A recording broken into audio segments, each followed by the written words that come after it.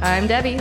And I'm Allison. And we're the Poltergals.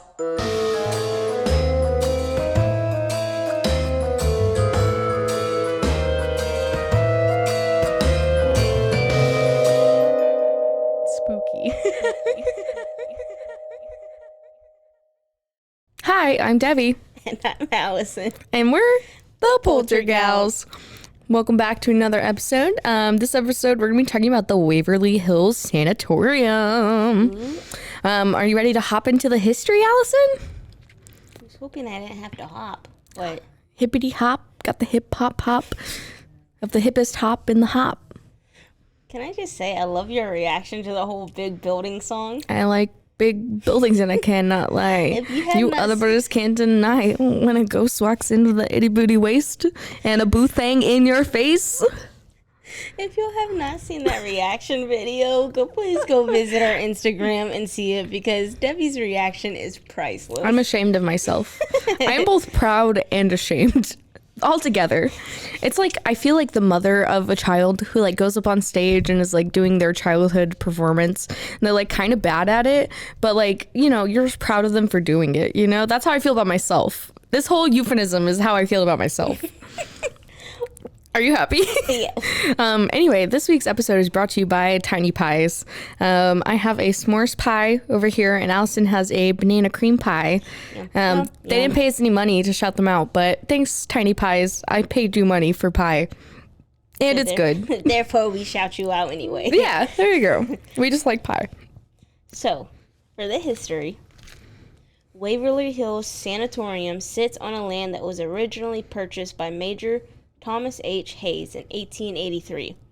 Major Hayes was in need of a school for his daughters to attend, so he started a one-room schoolhouse that was located on Pages Lane. He hired a woman named Lizzie Lee Harris to teach at the school. Cool. Her love for the tiny school, in addition for her fondness of Scott's Waverly novels, prompted her to name the little schoolhouse Waverly School. Oh, that's so sweet. Yeah, so nice. That's adorable. We got a little school teacher. Her love for the tiny school, in addition for her... You just read that. Yeah. Whoops. Next bullet point. Anyways, Major Hayes liked the name and chose to name his property Waverly Hill. The Board of Tuberculosis Hospital... We know about tuberculosis. Yep. And we're going to learn a whole lot more about it. Yum. Yum. The pie is yum, not the tuberculosis. Okay, Debbie, tuberculosis, not delicious. Yum. Not delicious. Love me some tuberculosis. Okay. The Tuberculosis Hospital kept the name after purchasing the land and opening the sanatorium.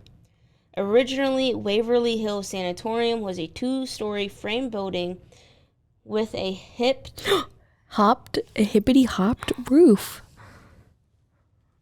Wow, it has a hipped roof. It's a hippity-hopped roof. There you go. Of half timbering. Construction on this building began in 1908 and opened for business on July 26 in 1910. Wow. The building was designed to accommodate 40 to 50 tuberculosis patients safely at the time. Tuberculosis was a very serious disease. Very serious. No. We know. A lot of people die. Yeah. We talk about it all the time. Because, like, it was one of the biggest diseases back in the 1900s. That was just wiping people out. It was similar. Very similar to the COVID. To the Rona. The Ronas. To the Rona. Sad. Continue. I love this for us. People who were affiliated with tuberculosis were isolated. You said affiliated with tuberculosis. It's afflicted. I'm just affiliated with tuberculosis. Nothing, it's not serious. We're just affiliated. We're like nothing serious right now. We're not putting a label on it. I'm just saying we're affiliated.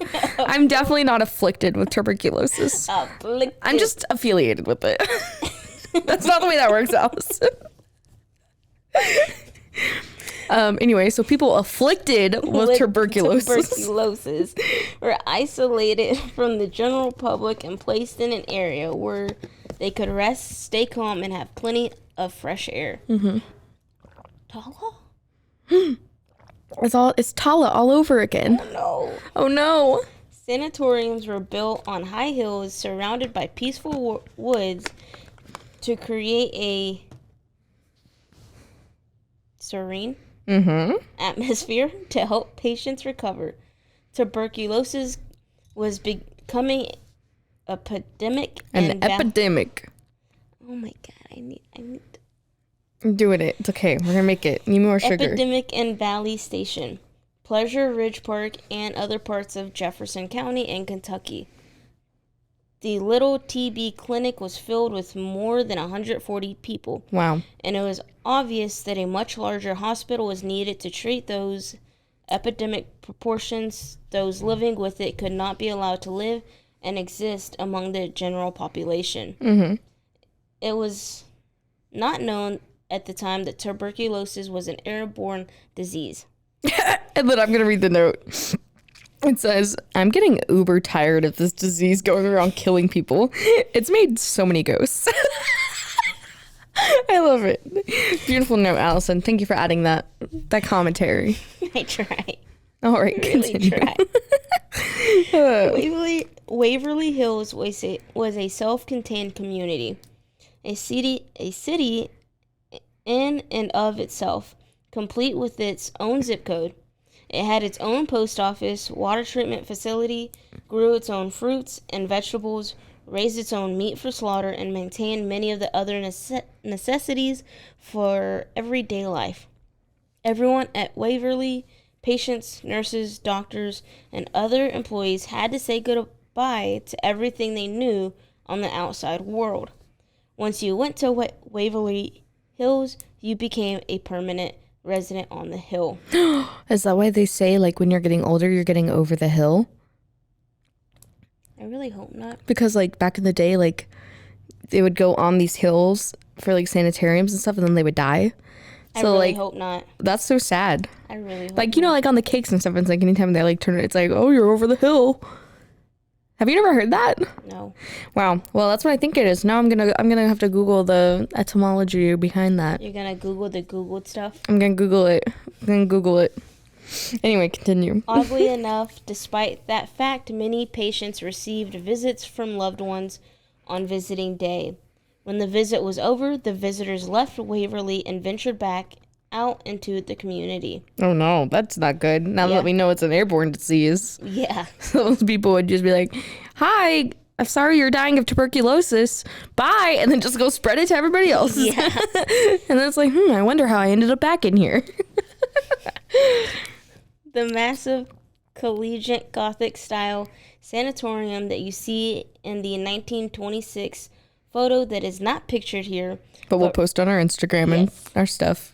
remains standing on Waverly Hill today, and it could accommodate up to at least 400 plus patients and be considered one of the most modern, well-equipped facilities at the time.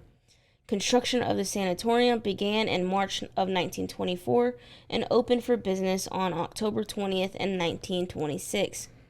The facility served as a tuberculosis hospital until 1961.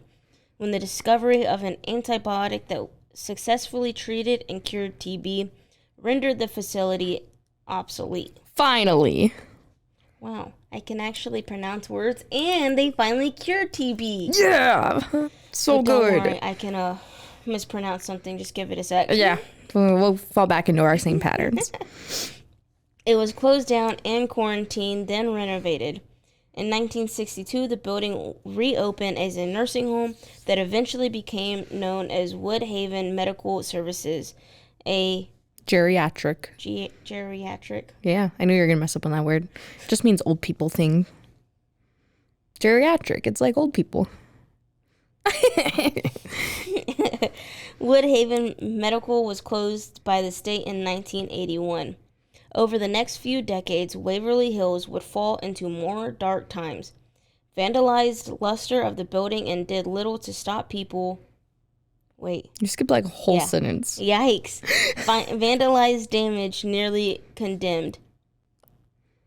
Previous property owners had no desire to maintain the luster of the building and did little to stop people from slowly destroying it. Oh. It is sad that a place that played such a vital role during this period of history and medical discovery was not only over, but disrespected. Damn. In 2001, Waverly Hills Sanatorium was purchased, and since then, there had been many changes and improvements to the building and surrounding property. Yay. The Waverly Hills Historic Society continued to work tirelessly and devoted their lives to restoring this historic gem that is Waverly Hills to its once amazing splendor. Splendor.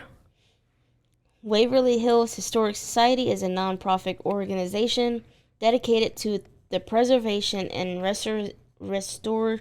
Restore it. Wait, do your thing. Do the thing. With your iPad. The trick.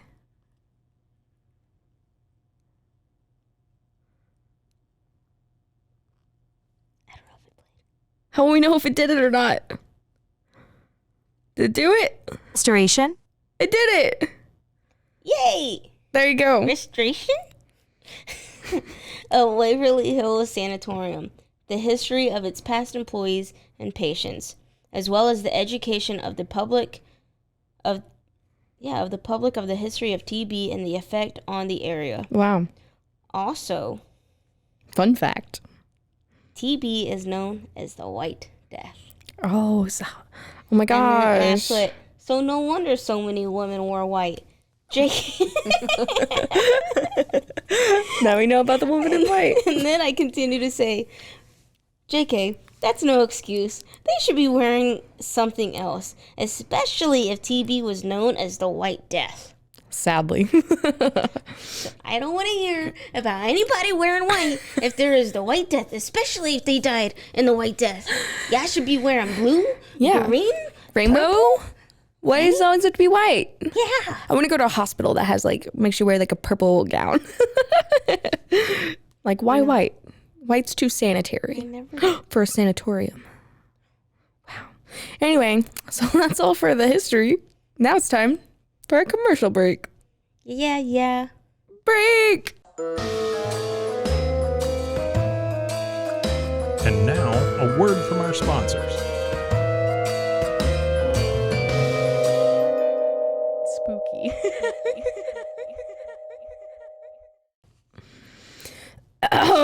This commercial break is brought to you by Tiny pies. Tiny Pies. Where the pies are tiny and they're even tinier and tinier. Where the Do you pies need- just keep getting tinier. Do you need tiny hands to eat tiny Oh yeah, pies? it's like the little ones that go on your Yeah. finger and you Yeah. yeah, that's how you gotta eat tiny pies. They give you tiny hands. You have to pay extra for them though, to eat your tiny pies. They're actually a company based out of Austin that just moved here to Waco, and they're over in Union Hall. So if you guys are Waco natives or Austinites, go and get some tiny pie, please, and then listen to this episode with us.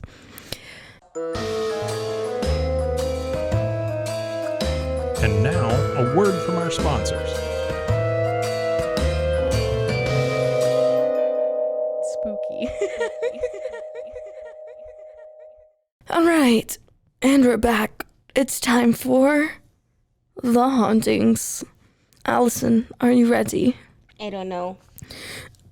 All right, are you ready now? Yes? Yikes. I need consent.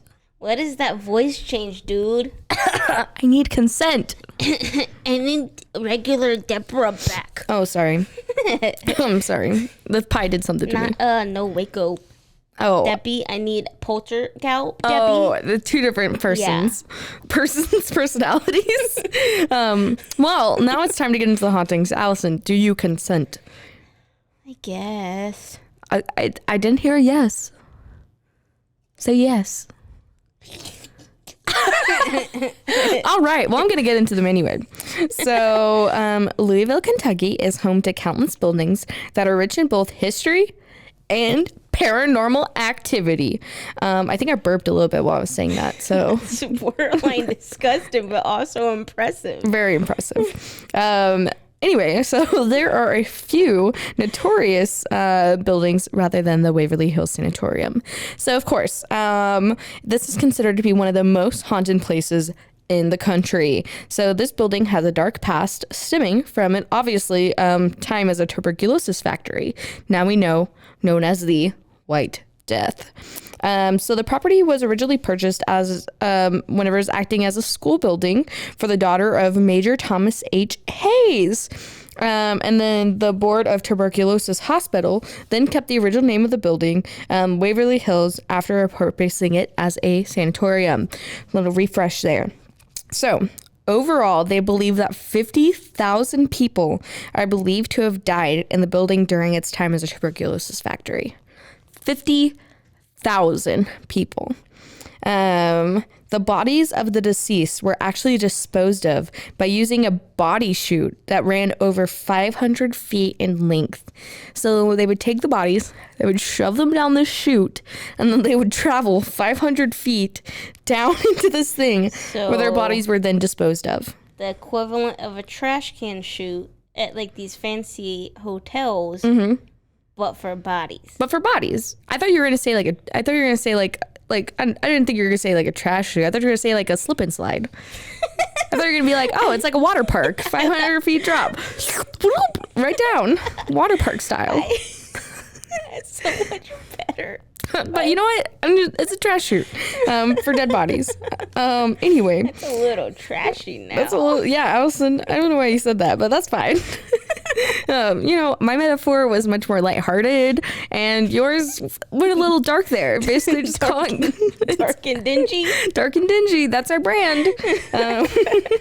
So, in the past, young boys were known to actually enjoy a game of catch. So it should be no surprise that one of the most popular ghosts recognized at the Waverly Hills Sanatorium is that of a young boy. Wait. What? His name was. It's Timmy. Timmy. I just wanted it to be played on chat.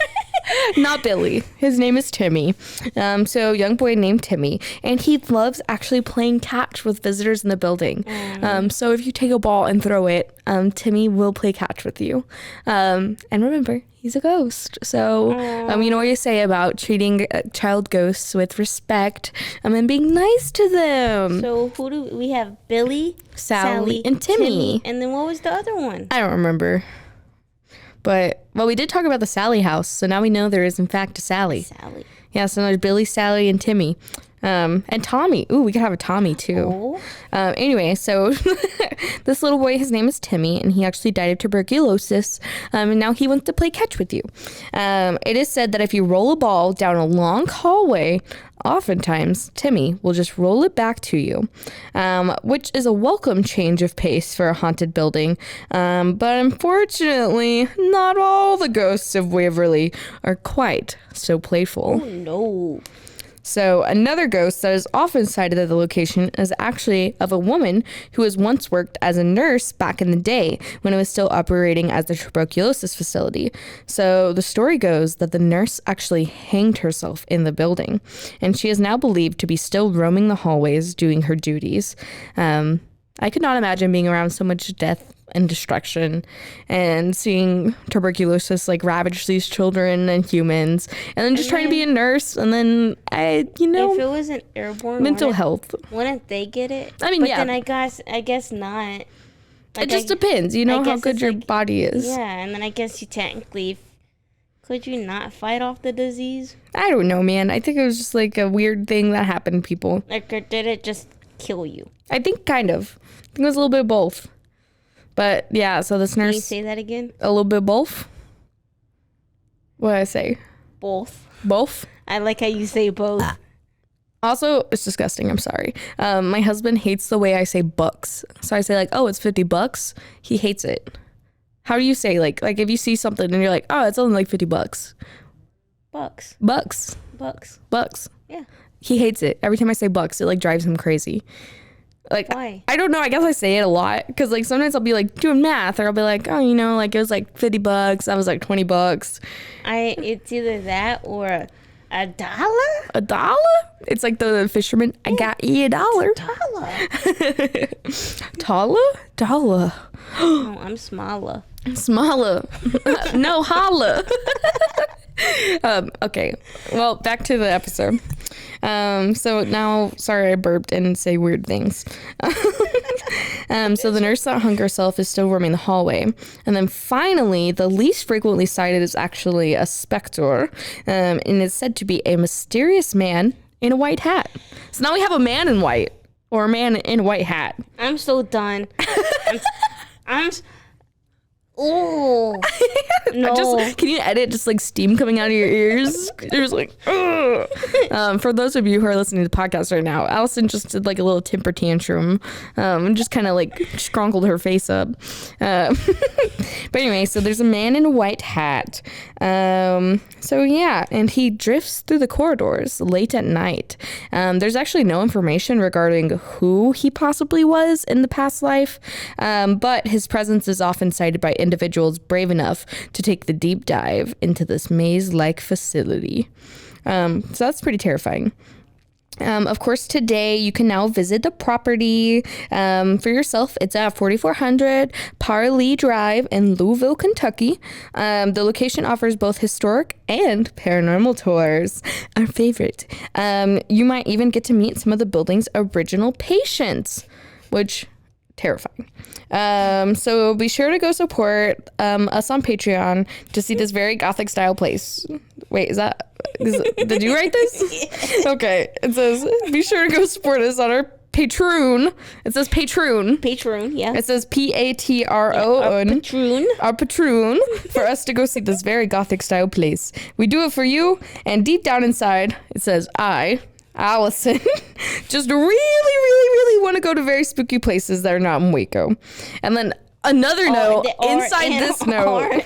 Or in Waco. Oh, and are not. Are not in Waco. And then the note continues. It says, also, Deborah keeps saying she's going to go without me. And I think these... No, it says also Deborah.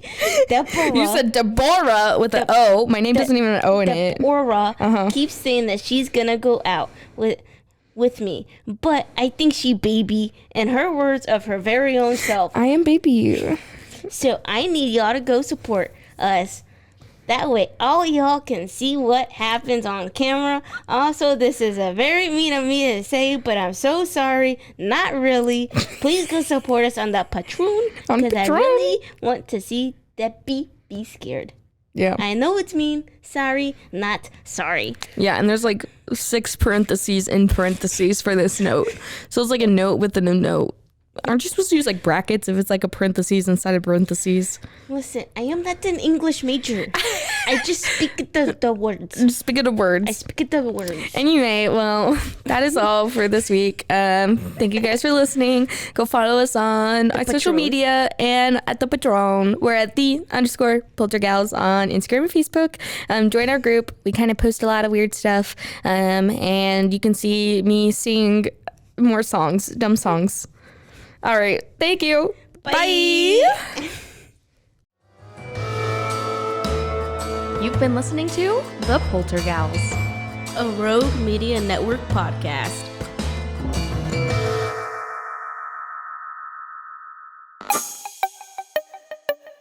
This has been a Rogue Media podcast.